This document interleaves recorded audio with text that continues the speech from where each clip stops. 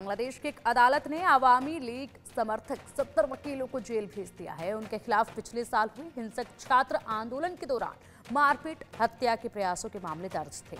इस आंदोलन के कारण आवामी लीग प्रमुख और तत्कालीन प्रधानमंत्री शेख हसीना को देश छोड़ना पड़ा था। हसीना फिलहाल भारत में है। कोर्ट के अधिकारियों ने बताया है कि ढाका मेट्रोपॉलिटन सेशन जज मोहम्मद जाकिर हुसैन ने जमानत देने से इनकार करते हुए वकीलों को जेल भेजने का आदेश दिया है। हालांकि अदालत ने 9 महिला वकीलों और ढाका बार एसोसिएशन के पूर्व अध्यक्ष अबू सैयद सागर को जमानत दे दी है। इससे पहले वकीलों को हाई कोर्ट ने 8 हफ्ते की अग्रिम जमानत देते हुए स्थानीय अदालत में आत्मसमर्पण का आदेश दिया था। मामले में कुल 144 वकील नामजद हैं। तो इसे अब हर एंगल से देखा जा रहा है। आखिर क्यों इस तरह के कदम जो है वो उठाया गया। यूनिस सरकार का हसीना समर्थकों पर यह बड़ा एक्शन है। शेख हसीना के एक समर्थकों पर एक्शन तेज हो रहा है। शेख हसीना समर्थक 70 वकीलों को अब जेल भेज दिया गया है। सभी वकीलों पर अदालत आंदोलन के दौरान मारपीट का आरोप लगा। हिंसक छात्र आंदोलन के दौरान हत्या की कोशिश का आरोप लगा। आंदोलन के दौरान हसीना ने बांग्लादेश छोड़ दिया था। उसके बाद अब वकीलों पर यह गाजगिरी है और वकीलों पर आंदोलन के दौरान मारपीट का ये आरोप लगाते हुए सभी को जेल भेज दिया गया है। 70 वकीलों को जेल भेजा गया है। 70 की तादाद अपने आप में बहुत बड़ी तादाद है जिन्हें जेल भेजा गया है। और इसके बाद अब सवाल उठ रहे हैं क्योंकि अब जो समर्थक है शेख हसीना के, उन पर कार्रवाई मोहम्मद यूनिस तेज कर रहे हैं। चुनाव कराने का वादा किया था लेकिन वो वादा तो पूरा होता नजर नहीं आ रहा है। उससे पहले यहाँ पर हर तरह की कोशिशें जो हैं वो देखी जा रही हैं।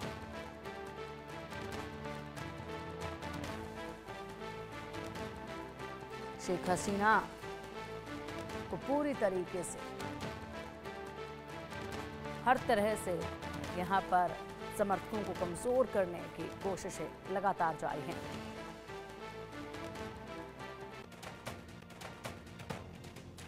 तो शेख हसीना के दुश्मन बन बैठे हैं मोहम्मद यूनिस और लगातार यही सिलसिला जो है वो जारी है।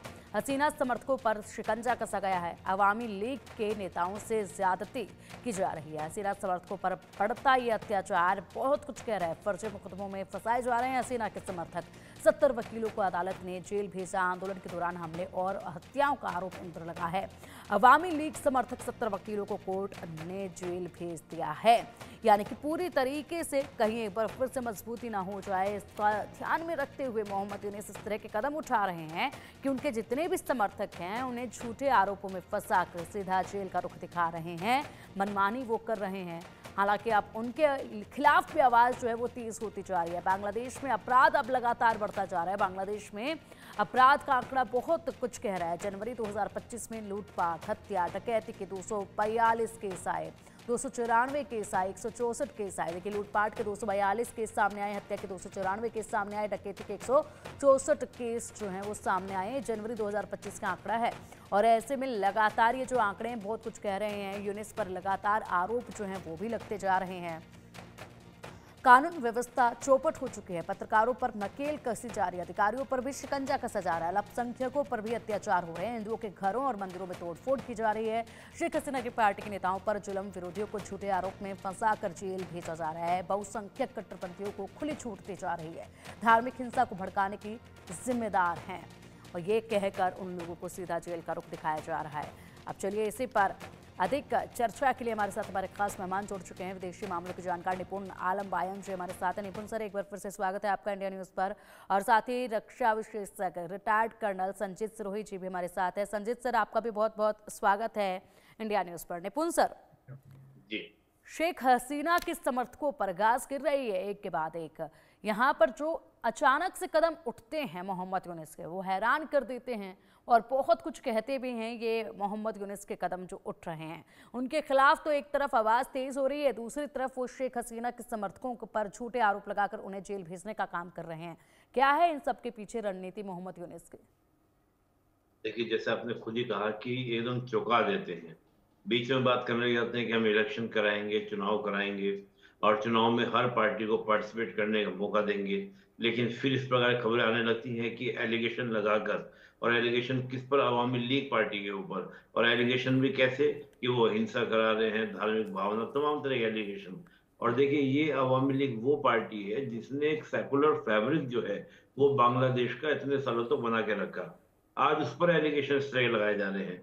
तो कहीं ना कहीं ये बातें स्पष्ट हैं कि वो अगर चुनाव में अवामी लीग को पार्टिसिपेट भी करने को मौका देंगे, तो उससे पहले उसको इतना कमजोर कर दिया जाए कि वो चुनाव जीत ना पाए। हम्म। दिखाने को क्या हो जाए दुनिया के सामने कि देखो, हमने अवामी लीग को भी पार्टिसिपेट कराया, हमने बीएनपी को भी पार्टिसिपेट कराया, जमात को भी कराया, और जो नई नवेली पार्टी वहां पर बनी है छात्रों हम्म। की, उसको भी हमने क्या क्या पार्टिसिपेट कराया। लेकिन बाकी पावर जो है वो रहे किसके हाथ में? जिसको हम तय करें, जिसको यानी कि वहां के कट्टरपंथी जमात तय करे, वो हम्म। वहां पर पावर को हाथ में रखे। तो मुझे ऐसा लगता है कि इस प्रकार की जो बातें हैं वो रखी गई। और रही बात इस प्रकार का हम क्राइम की बात कर रहे हैं, भाई देखिए, एक सिंपल सी बात कही जाती है पिंकी जी, कि हम लोग अगर किसी भी देश को देखेंगे जहां हम्म। पर अगर राजनीतिक अस्थिरताएं होती हैं, यानी कि पॉलिटिकली अगर जहां पर स्टेब्लिशमेंट नहीं होता है, तो वहां पर सोशल और इकोनॉमिकल प्रॉब्लम्स ऑटोमेटिकली क्रिएट होती है। महंगाई के रेट आप देखिए, वहां पर तमाम तरह के जो इश्यूज हैं आपके, मतलब देखिएगा, जो बड़े बड़े उनका जो आपका कारखाने थे, इंडस्ट्रीज थी, यानी कि जो उनका पूरा एक सेटअप था, वो काफी देशों से वहां से निकलकर शिफ्ट हो रहा है। जैसे भारत में हम देखें कि जो उनके जो टेक्सटाइल इंडस्ट्री से जुड़ी कंपनियां थी, वो बड़ी मात्रा में भारत की ओर रुख कर रही हैं। जैसे जींस हम पहनते हैं लिवाइस की, हम्म। लिवाइस की ज्यादा मांग आप कहाँ पर? भारत के अंदर आपकी बन रही है, ना कि जो बांग्लादेश में बना करती है वो भारत के अंदर बन रही है। तो इससे बेरोजगारी बढ़ेगी, बेरोजगारी बढ़ेगी तो जाहिर सी बात है कि जो चोरी हो, हत्याएं हो, अपराध हो, वो सब कुछ बढ़ेंगे।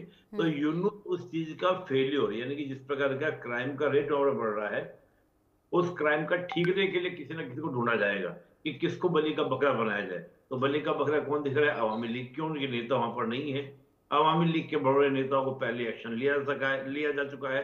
और अवामी लीग के प्रति कहीं ना कहीं जनता में जिन्होंने आंदोलन किया, जो सो कॉल्ड छात्र वहां पर हैं, उन्होंने जो आंदोलन किया, एक उनके दिमाग में उस प्रकार का क्या है, एक नेगेटिव इंप्रेशन बना हुआ है अवामी लीग के। तो कहीं ना कहीं वो उसको कैश कराने का प्रयास कर रहे हैं, ताकि उनकी सरकार के ऊपर क्वेश्चन ना उठे। और देखो, होता क्या है कि कोई भी देश की सरकार क्या करती है, अगर आप खुद को टूटने लगती है, तो वो किसी ना किसी को विलन बनाकर उसके ऊपर पूरा ठीकरा फोड़कर अपनी सत्ता को बचाने का प्रयास करती है। ये बहुत सिंपल से एक स्ट्रेटजी रहती है, जो हम दुनिया में किसी भी देश में देखें, आप पाकिस्तान में देखें, इस प्रकार की एक्टिविटी यहाँ पे आपको देखने को मिलेगी।